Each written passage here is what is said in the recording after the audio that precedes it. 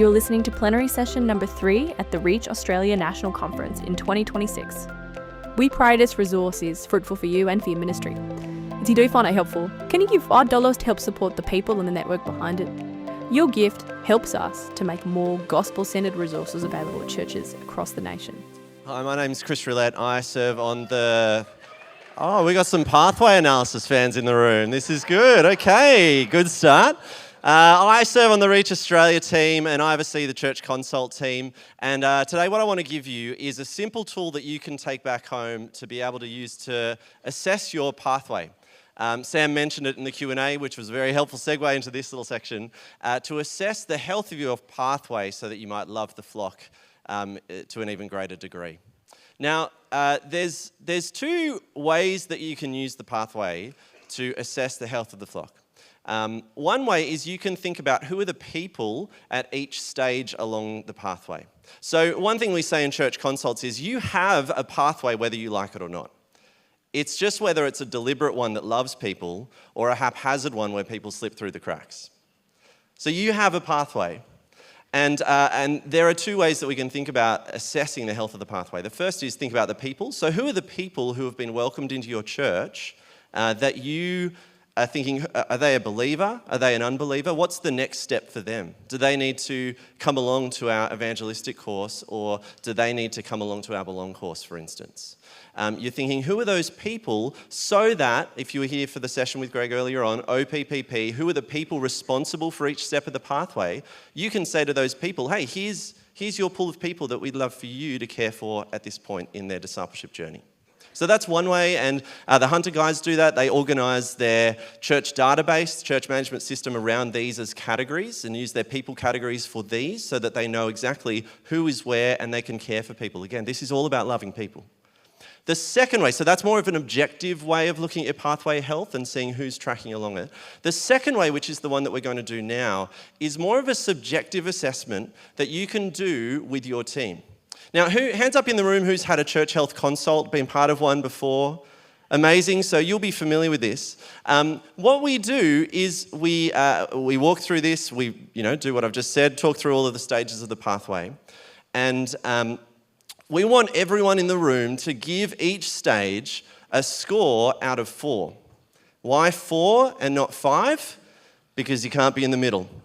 You've got to choose one either side of middle. And so if you're giving this stage of the pathway a 1, you're saying this is hurting at the moment. This is actually hurting our church. It's hurting people. People are dropping off at this stage of our pathway, and we need to do something about that. Number 2, it's fragile. It's not healthy, it's not going great, it's not really hurting us, but it's fragile. Number 3 is you're saying this is healthy, this is going pretty good.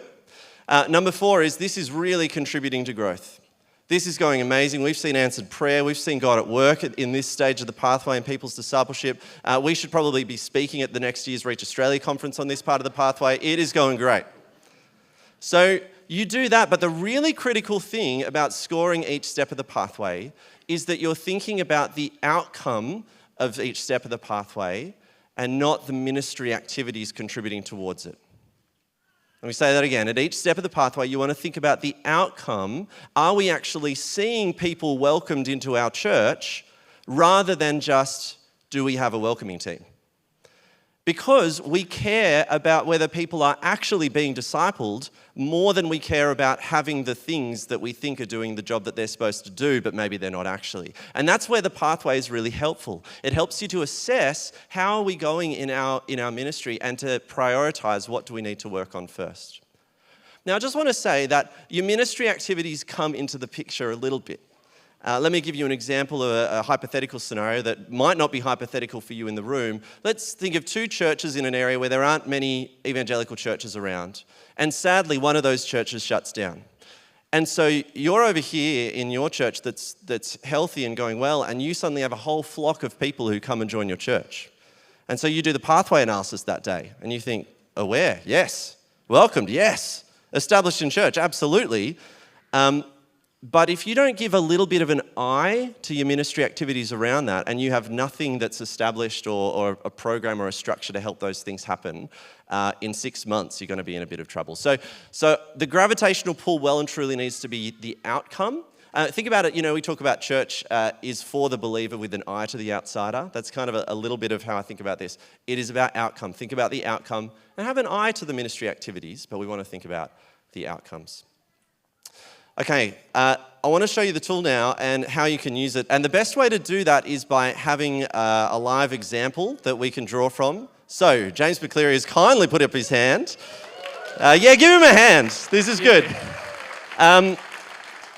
Now, James, to Gabby Baptist, you guys had a church consult last year. Last year around August, I think, from memory. Yeah. Amazing. Now, we did a pathway assessment. I wasn't there for that consult, but I imagine something similar to what I've just shared would have been shared with the room, and you would have gotten ready to score. And so what we would have done, here's the tool, actually. It's a Google Sheet. It's not all that high tech. We could have vibe coded something into existence and had all these logins, and it would have been complicated. And we just wanted to give you something really simple that you can take away, make your own copy of, and do a pathway analysis as a team on a regular basis. So in the consult, we would have done it anonymously, and everyone gives a score to how they think aware and welcomed, converted, established in faith are going.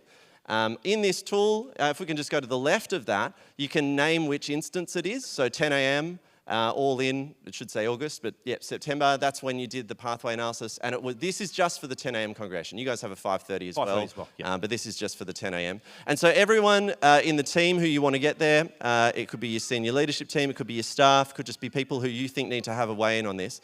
Give each part of the pathway a score between 1 and 4. So this is what they would have done. And what that spits out, if we go to the next tab along, is it shows what the average and the range is at each of those steps of the pathway.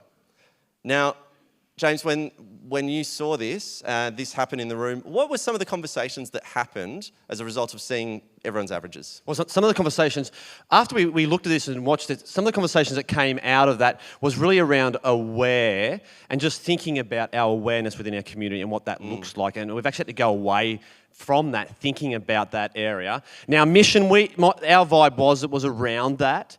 And so we're thinking through a bit more like our evangelism course is actually good. We stole it off Dave Jensen, so it's got to be good. Yeah. And so we're doing that, but we're thinking about it's how we're getting people into that. And so we're thinking that through the aware at the moment. We weren't surprised around the established and growing, but we were, because this was more lay leaders, it was intrigued to see how they rated welcoming. And whereas us as staff, we actually think we're not that good. We're a friendly church, but we're not good at bringing people in. Okay. So that helped us make a few steps like that. And so with the aware, do you want to know what we did with the aware coming out of that? So one of the things. Sorry, can I ask you first? You said, you highlighted that aware was weak. Some people thought it was a 4. Yes. Some people thought it was amazing. So what did you talk about that? We didn't talk about it in the room. No, we didn't have time to talk about that. Yeah. But you can see the range is 1 to 4. Yeah. And the range on converted is 1 to 4. And so that's a really interesting to see that some people think we're, even on the serving side, that we're great at getting people serving with a joyfulness in Christ, but yet some of them also thought we're terrible. That's a 1. And so that helps us go that how in that room it also tells us that maybe some people didn't have clarity about what we're trying to achieve as well. That's great. I mean, serving is an interesting one. It comes up a lot in consults where you have so many people serving. So in some senses you go, this is going great. Give it a 4, but everyone's burnt out and wrecked and doing 19 jobs each, and so it's a 1. So it's multifaceted what you're assessing there in terms of the outcome of each of these areas. Yeah, and it's worth just highlighting those two things are worth having a conversation about. This tool it's just trying to help facilitate as helpful a conversation for you and your team as possible. And so the things to pay attention to are the average, but also the range. And the range often is where the real conversation happens. It's where you go, hey, who put a 1 and why do you think that? Who put a 4 and why do you think that? And sometimes the 4 person is right and sometimes the 1 person is right. But you've got to have the conversation to actually get to the heart of what's going on. Let's get as many voices in this as we can to understand the now. And we did that as staff, actually going away there. We had a bit of a discussion of why have we got this range? What are we thinking differently from also the people that we're leading? What's that difference? So we sort of talked into that, dug into that a little bit from this. Which is great. So if we can go back to the pathway analysis tab, this is where I want to show you how this tool can be helpful for you over time or to compare between different groups of people. So each instance of this, you can give it a name. So that one's called 10 a.m. staff, September 25. These were the staff scores. And so if we go back to the results in comparison, You'll just see up the top there's a drop down. That drop down will show all the ones that you've put down the left-hand side on the other sheet. And so if we compare everyone to staff and then tick that box to display, we can see that comparison. The thing that stands out to me when I look at this is the staff are a little bit more pessimistic about things than the rest of the team. They are, yes. Yeah. And there's a few more pessimists on the staff team, but I don't think I don't actually think that is that necessarily. Yeah. I actually think that we got more clarity. This is where we got more clarity about what we're trying to achieve, and we have a desire to see that grow. Yeah, amazing. And so there's a sense in which we're hurting around the awareness and the welcoming. Like Sam said, when I see someone get missed on a Sunday, my heart hurts because I want to love them. And so we are more aware of who's slipping through. And so I think that's probably part of that reflection going, yeah, we're not actually good at these areas as we think, but also we need the other team leaders who aren't on staff to go, what are we trying to achieve? Amazing. Have a better clarity. That's great. So 3 ways that you can then use this tool in an ongoing way, or for comparison. We've had this one where you get the staff comparing with everyone else. That could be a useful discussion. The second way is if you want to compare congregations or gatherings or focuses or whatever it is that you're wanting to compare. And that can be helpful because if one group is going really great in welcoming and one group's going not that great in welcoming, you just go, you guys need to talk, if you're not already, and figure out, learn from each other, how can we make the whole ecosystem of church healthy, not just the thing we're looking after. The third, and I think maybe the most important, is that you keep doing this every 3 to 6 months. And so there's lots of teams in the room that are doing a pathway analysis on a regular basis and coming back and seeing, okay, here's where things were, here's where we think things are. Now, something that you might find if you do that is that at least initially, all your scores will go down the second time. And it's not necessarily because everything's worse, it's just you're a bit more realistic and you see it more because you've had the conversation from last time and you're assessing things with a little bit more realism. But all of this is just to help you as a team, just a tool. You can change it around, you can change your categories. We think these are helpful and we've worked on these and we use these in a consult. But all of this is just to help you figure out, how do we love the flock? How do we love this precious flock that's been entrusted to our care by our Lord? And do that in the most effective, prayerful, and deliberate way that we possibly can.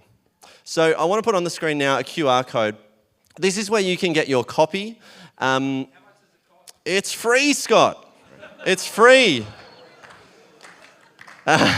Chris, last week, I saw this when we did, I was trying on ChatGPT to try and write this program up, and you've saved me a whole month of work, and so amazing. I'm going to use it when I go back with our team. Amazing, and that's the goal. We just want to have saved you that time and just give you something that you can use. So go to that QR code. There's a view-only copy of that Google Doc.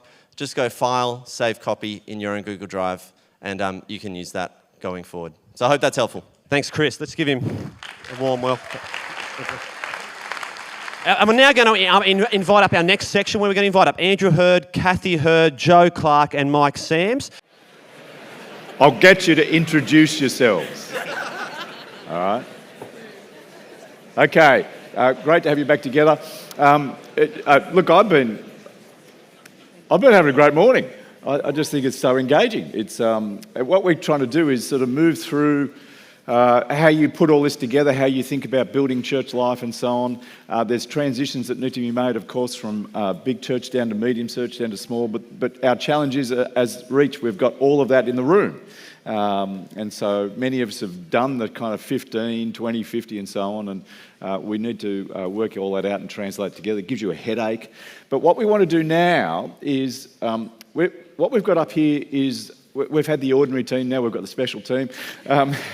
We've got the really special group. I married one of them. What we want to do now is talk about how to engage with you as a leader, either the senior minister or in a team area, whether man or woman. We want to talk, how do you get past the challenges you go back to in your church context? How do you take all of this and start to think through, what do I do with this and how do I move forward, and what do I do with the challenges I've got? So we're going to spend some time. Now, the ones we've got up here today to help us with this are all involved in coaching. So Reach Australia does a lot of coaching work all around the place, and the ones who head up most of that are sitting here on the stage. Now, we've got others as well, but and I'm going to get them to introduce themselves just to give us a sense of what they're involved in. So we'll start all the way over to your right. Mike, go brother. I'm Mike Sams. I, with Cathie and Joe and others in the coaching team, oversee all of the coaching that happens, and particularly for me with the men in the different programs that we have. Yeah, okay. My name is Jo Clark. I serve leading the coaching for women in leadership who are part of the team development program. Cathie Hurd and I work with Sarah. We are coaching the wives, so all the guys that do the leadership development program, we then look at the wives and do coaching with them. So give us a sense, this is actually just, how many coaching conversations with people would you have sort of over a month or a week? Can you give us a sense of that? Personally? Yeah. About 20. A week? 5. 5 a week? Divided by 4. Yeah, but times 4, 20. Gotcha. Okay, Joe. Yeah, maybe 15 a month. Yeah, nice. Okay. Cathie, what do you do? Just Too much. we've all got huge numbers of coaches also coaching, not just us personally. Yeah, So I know in the Wives Network there's over 40 coaches. So personally at the moment I've got about 6 or 8, something like that, coaching relationships. So has Sarah got at least that, if not more. So between us all, there's hundreds that are being coached. Right. Now, Yeah, there's over 200 coaching relationships happening. yeah. Now, the reason I say that, it would sort of invite us to hear that, is because you're engaging with leaders a lot, personally, in their challenges. And so just to know, what we're hearing here is quite a broad experience of what's going on in all of our lives, and I think that's helpful to know. So what I want us to think about is, as someone here is sitting here, had this fire hydrant, kind of the massive filling of information, and they go out from these few days together.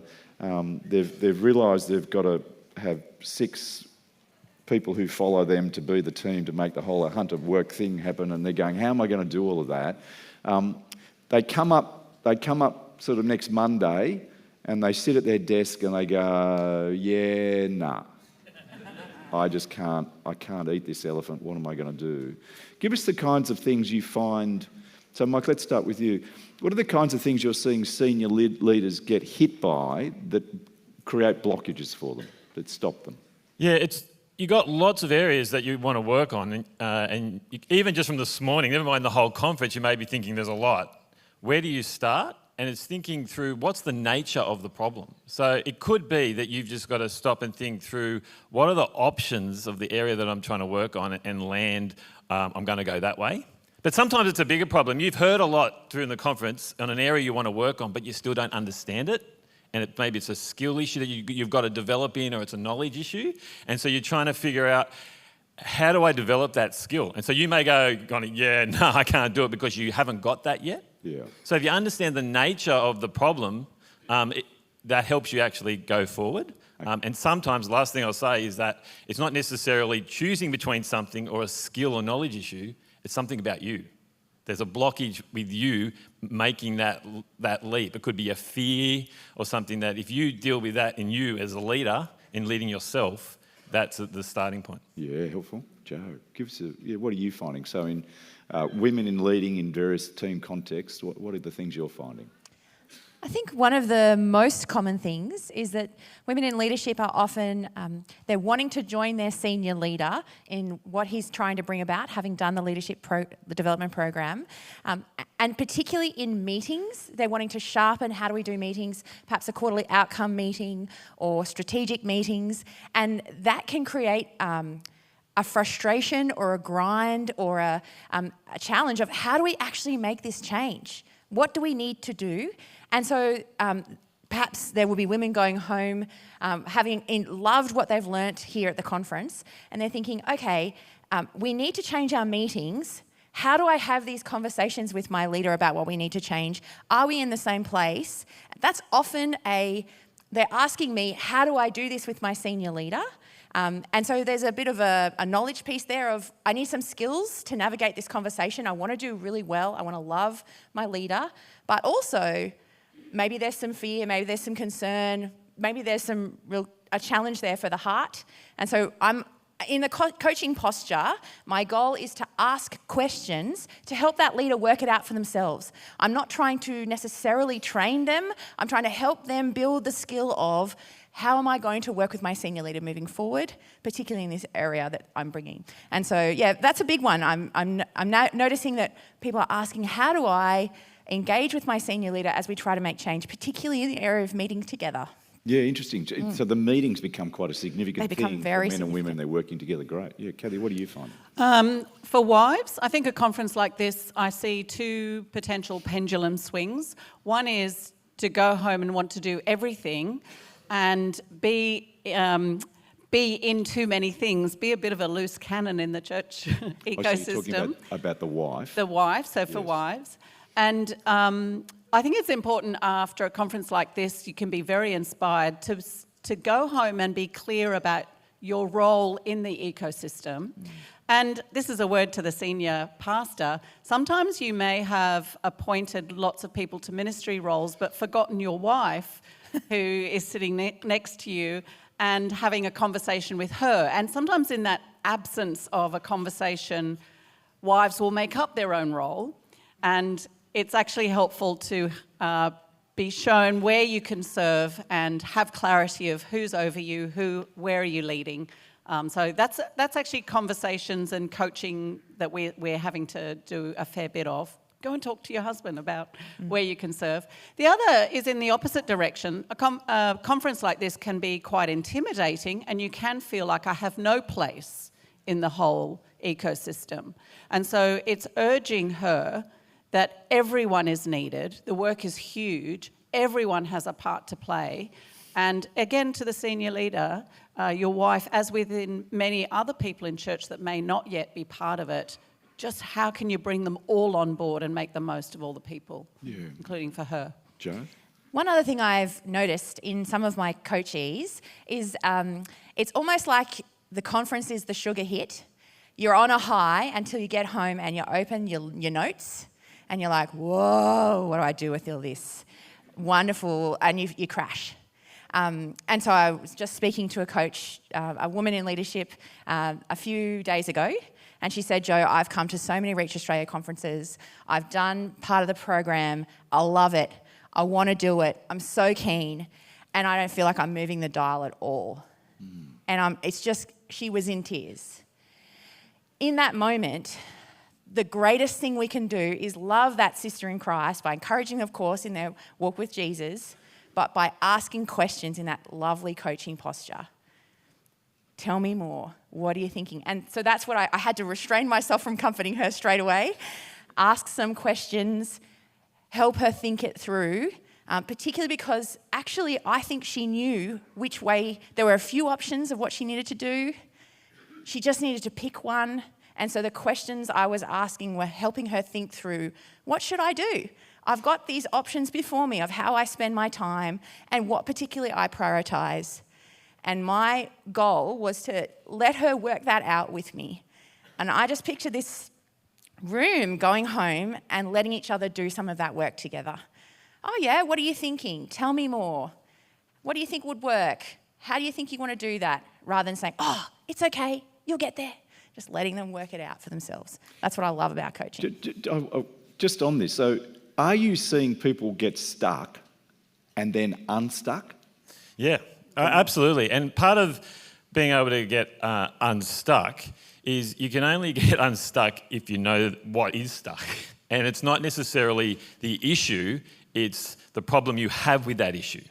So just an example that pops into my mind, you're stuck because you're in the 7-day grind. It just constantly, and you're wanting to lift your eyes to all the things that we're talking about in the conference, and you're thinking, how can I get out of that? And you think, I don't have time, and I need to actually make more time, but you haven't thought through. The issue actually is, I haven't thought about what I'm going to give my time to.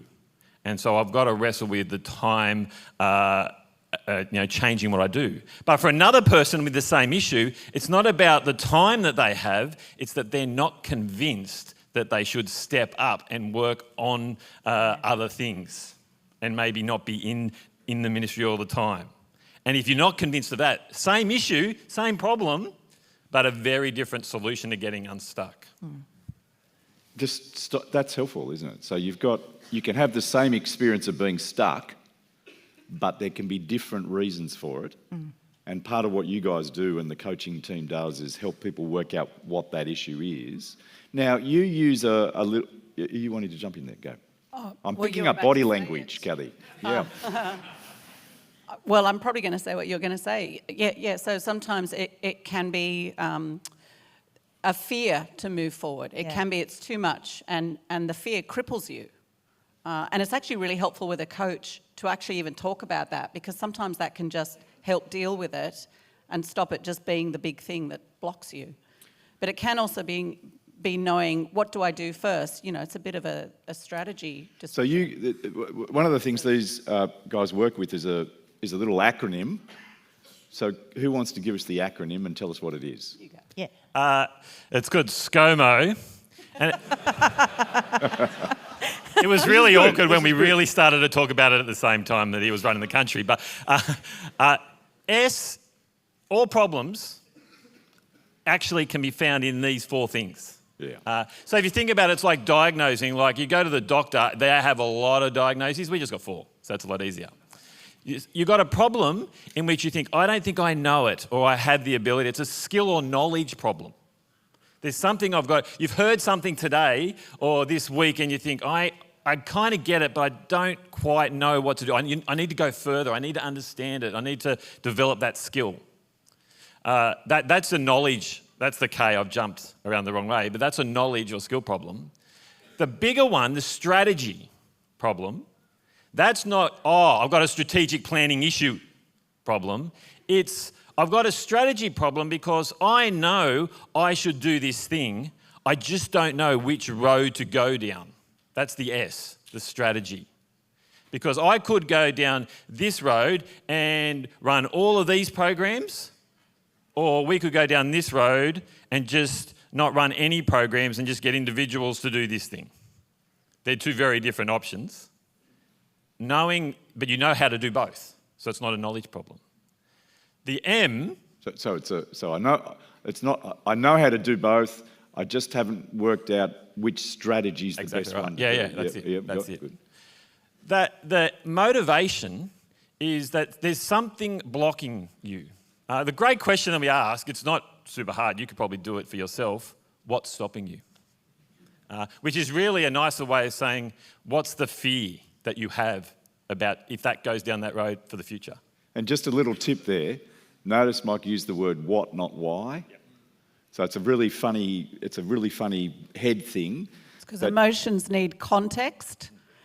Whereas if you ask why, it's trying to analyse, that's too hard a skill. But if you say, what's stopping me or what's making this hard, what you do is your brain goes to the context, you can answer that question, you can actually discover the emotion.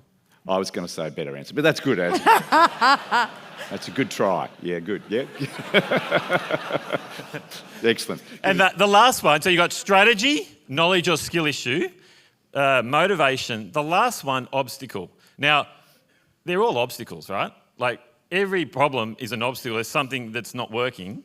But this O is, if we could make it an E, that'd work better. It's an external obstacle.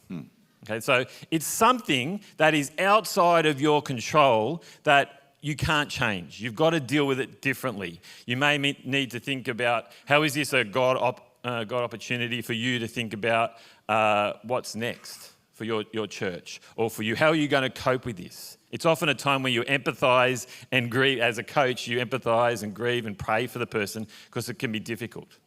Simple example, I'm sure there's many people in this room, you have a building in which you cannot in any way put another seat in, no matter what you do, and there isn't any financial solution in any way that you can see possibly at all. You have an external obstacle that you can't actually do anything directly about. So you pray. Well, hang on. But you can do other things. That's right. Let's not let building stop us. No, exactly right. Okay, good. Because then you're thinking about, in light of this, what other opportunities we may need to go down. You just can't solve that. None of these external obstacles are excuses to stop pursuing reaching Australia. Just get that. Absolutely. Right. Joe. And I was just thinking as we're doing this, the definition we have for coaching is bringing the gospel to bear on a coachee's life in all different areas. And so as I'm listening to this and we're diagnosing, well, I'm always thinking, okay, well, whether it's a strategy issue or a knowledge challenge that I need to learn something, or if it's a motivation thing where I've recognized something in my heart that's holding me back, or whether there is an external obstacle that I cannot change that I need to make my way through, whatever's going on, the gospel is the rich gift we have that we want to bring to bear in that moment as alongside making our way through. It's good. I was going to go back to something quite practical. One of the coaching things that I think we're all having to coach on is people wanting to lead teams, but even not being aware of the need to have team meetings, or not knowing how to call everyone together on the one date and time, and how to have a calendarise things, which is strategy issues. Having a meeting is a strategy issue, and knowing how to run those meetings and use a Nowwhere How tool, those kind of things. We're doing Very a lot practical. of coaching. They're very practical, Yeah. which actually goes a long way to achieving, like if you can do those things, it goes a long way to achieving what this conference is trying to pull us together to do. And as we think about all these things, as Joe said, bringing the gospel to bear, coaching and thinking through these things is not practical in of itself. It's practical as we're thinking about how do we actually honour God in the way we go about it. And so it's not the ends justify the means, we're just practical. It's if you're considering how the gospel is being brought to bear, you're considering about how do I do this in a way that is like, I think like the HBC team said, be Christian. It's so simple and obvious. And so in our coaching, we're often thinking about how have you conducted yourself, or what's the impact on someone else's spiritual life as you make those decisions is really important. Yeah, nice. Well, we need to wrap up. But just to say, you'll go back. There'll be lots of things you want to do. You might find yourself stuck. You can get unstuck. There's ways to actually move through the things you're finding blocking, but there'll be a number of things to wrestle with. Now, what we're trying to do together as a network, the Reach Australia work, is to say, let's work on this together. And for you, if you're not yet part of it, we'd love to invite you to come and jump in on the whole Reach thing.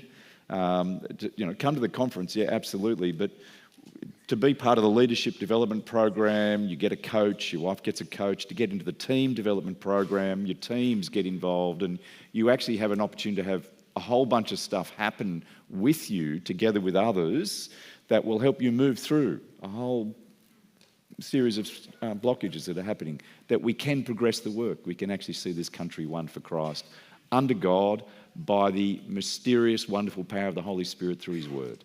And God can use us in all of these things. So give these guys a round and we'll get them.